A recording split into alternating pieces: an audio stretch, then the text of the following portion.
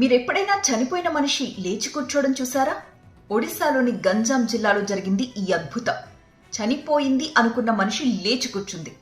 Yes, చితి మీద పడుకోబెట్టిన బామ్మ లేచి కూర్చునేసరికి కుటుంబ సభ్యులంతా ఒక్కసారిగా షాక్ అయిపోయారు. ఏంటి బామ్మ ఎలా బతికింది? చనిపోయింది కదా, ఎలా లేచి కూర్చుంది అని చెప్పి ఒక్కసారిగా వాళ్ళు బ్లాంక్ అయిపోయారన్నమాట.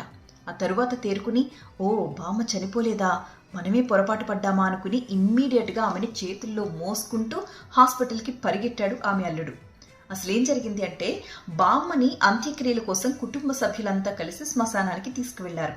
చితి పేర్చారు, చితి మీద పడుకోబెట్టారు. ఆ తర్వాత అంత్యక్రియల్లో చేసే కర్మలన్నీ కూడా ముగించేశారు, అయిపోయింది. ఇక చితి అంటించడానికి ముందు కాటి కాపరి ఏమడిగాడు అంటే, మరణ ధృవీకరణ పత్రం ఇవ్వలేదండి, ఇంకా అది ఇస్తే నేను మిగతా కార్యక్రమం పూర్తి చేస్తాను అని చెప్పి వెంటనే వాళ్ళు తెల్లమొహం వేశారు. ఎందుకంటే వాళ్ళకి ఫార్మాలిటీస్ అని తెలియవు కాబట్టి. సో మరణ ధృవీకరణ పత్రం ఇస్తేనే ఆ చితికి నిప్పు పెడతాను అని చెప్పి తెగేసి చెప్పాడు కాటి కాపరి.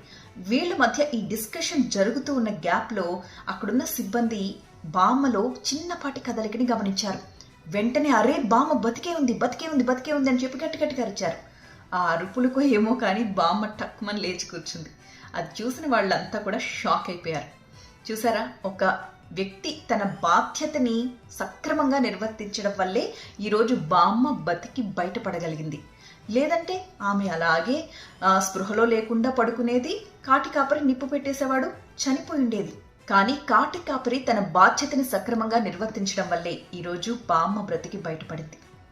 ఇలాంటి ఘటనే తమిళనాడులో కూడా జరిగింది ఒకటి. చితి మీద ఉన్న మనిషి లేచి మంచినీళ్ళు అడిగాడట. అప్పట్లో ఆ వీడియో చాలా వైరల్గా మారింది. అది కూడా ఇలాంటి కేసే. ఇప్పుడు ఈ వీడియో వైరల్ అవుతోందన్నమాట.